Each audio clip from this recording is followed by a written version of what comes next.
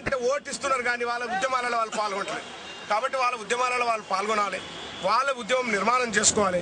అప్పుడే కానీ ఇక్కడ ప్రజలకు తెలంగాణ వస్తుంది. మా గురువు గారు అయినటువంటి జాదవ్ ఇచ్చినటువంటి పీస్ జెండా యొక్క ఉద్దేశం ఏంది? బుద్ధుంది పంచశీల అంటే అసలు తెలంగాణ వరకు రేపో ఎల్లుండో మామూలు బీదోలు కొట్లాడుకుంటట్టు నువ్వు ఆంధ్రోడవు నేను తెలంగాణోడని అట్లా కాదు. మనం అందరం కలిసి కొట్లాడవలసింది పాలకులతో.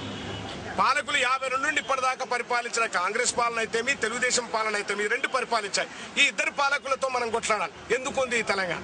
రేపు నీకు రాయలసీమ వెనుకబాటుతనం ఉన్నది, ఎందుకున్నది రాయలసీమ? రేపు ఉత్తరాంధ్ర వెనుకబాటున్నది, ఉత్తరాంధ్ర ఎందుకున్నది అని ఈ విషయాలన్నింటినీ ప్రజలకు చెప్పడానికి మేము కళాకారులు స్టేజ్ మీద నుండి ఇప్పుడు రోడ్ల మీద పోతున్నాం, స్ట్రీట్ మీద నుంచి రోడ్ మీద పోతున్నాం. అంటే స్ట్రీట్ లోకి రోడ్లో పోయి పాడుతున్నాం. ఇప్పుడు మహా కళాకారులు ఎందుకన్నామంటే బాయిన్లోళ్ళు, దప్పులు కొట్టేటోళ్ళు, వాళ్ళు వీళ్ళందరూ వస్తారు. ఈ మహాకళాకారులు చాలా మంది కౌలు ఇప్పుడు స్టేజ్లో వాడిన గూడంజన్ అయితే, అందశ్రీ, రసమయి, గద్దర్, ఇంకా అందరికి మాటిస్తూ నేను ఈ దాన్ని ముందుకు తీసుకెళ్తానని మీ అందరికీ మాటిస్తూ నేను ఇక ప్రయాణం చేస్తున్నా విద్యార్థులను.